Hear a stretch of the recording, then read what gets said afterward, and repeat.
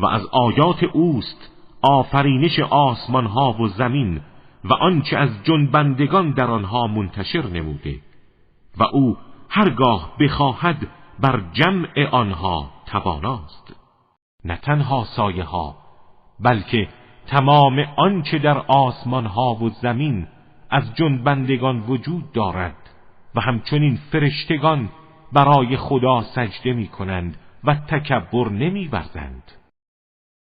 است که ذهن انسان به این سوال مشغول شده که آیا موجودات زنده غیر از کره زمین در کره‌های دیگر آسمانی هم زندگی می‌کنند و حیات دارند؟ این سوال زمینه‌ای برای تحقیقات ستاره شناسان و محققان شده تا سرنخی از حیات و زندگی در سیارات دیگر پیدا کنند. نکته جالب این است که قرآن کریم در 1400 سال قبل، زمانی که انسان هنوز راهی برای رفتن به ارتفاع با فاصله گرفتن از کره زمین پیدا نکرده بود، به این سوال پاسخ داده است. ظاهر آیه این است که در آسمان‌ها مثل زمین جنبندگان وجود دارد. منظور از کلمه دابت اشاره هر موجود زنده دارد و فقط به موجودات خاصی اشاره نمی‌کند. برای همین می‌خوانیم که این آیه دلالت بر وجود انواع موجودات زنده در آسمان‌ها دارد. هرچند هنوز دانشمندان به صورت قطعی در این زمین قضاوت نمی‌کنند و قرآن هم به طور صریح اعلام نمی‌کند و سربسته می‌گوید که آسمان‌ها دارای موجودات زنده هستند. قطعاً منظور از موجوداتی که در آسمان‌ها هستند نمی‌تواند پرندگان باشد. در واقع طبق اعلام مفسران منظور قرآن از پرندگان و دیگر موجودات زمینی در اصل همان موجودات زمینی میباشند و موجوداتی که در آسمان ها هستند با موجودات زمینی تفاوت دارند. همچنین در سوره دیگری به این موضوع اشاره کرده است که هر کس در آسمان ها و زمین است از او درخواست می کند، هر زمان او در کاری است.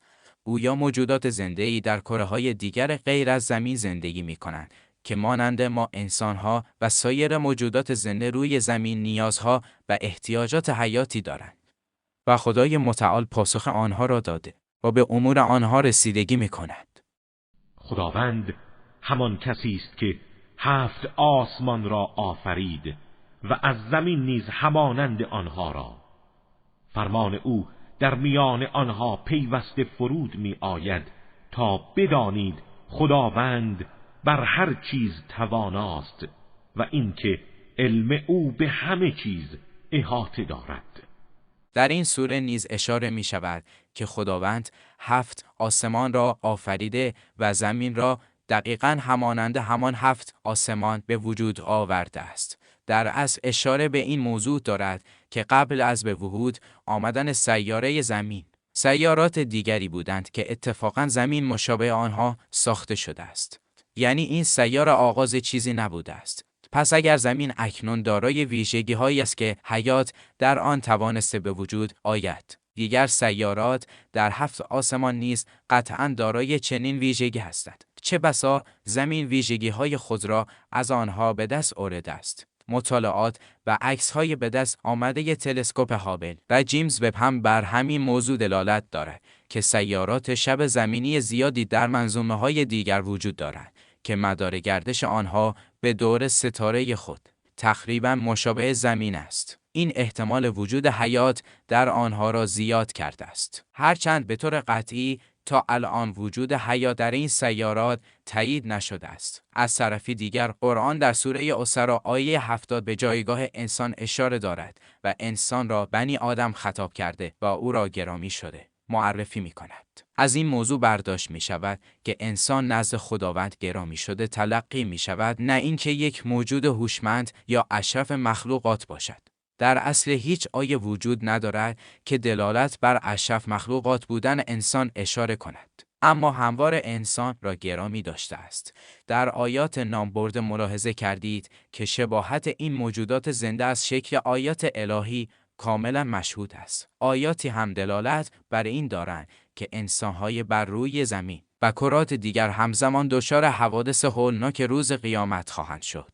در کتاب توحید و حصار روایتی است از جابر بن یزید که از امام باقر عین در مورد یکی از آیات قرآن پرسید. ایشان فرمودند: ای جابر، آیا گمان می‌کنی که خدا فقط این عالم واحد کره زمین را خلق کرده و آیا فکر می‌کنی که او به جز شما بشری نیافرید؟ به خدا قسم که خداوند هزار عالم و هزار آدم بیافرید که تو آخرین ایشان هستی و اینان نیز آدمند.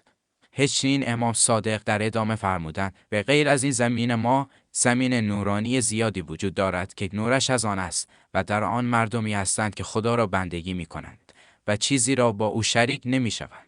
پشت سر این خورشید شما 40 خورشید دیگر نیز وجود دارد که مخلوقات زیادی در آن زندگی می کنند و غیر از این ماه شما 40 ماه دیگر نیز هستند که مخلوقاتی در میان آنان زندگی می کنند که اساساً اطلاع ندارند که آیا مخلوقاتی به نام آدم در زمین وجود دارد یا نه. قرآن کریم بارها در آیات خود از لفظ آسمانها و زمین و هر آنچه که میان آنها است اشاره کرده است که هموار خدا را ستایش می کنند.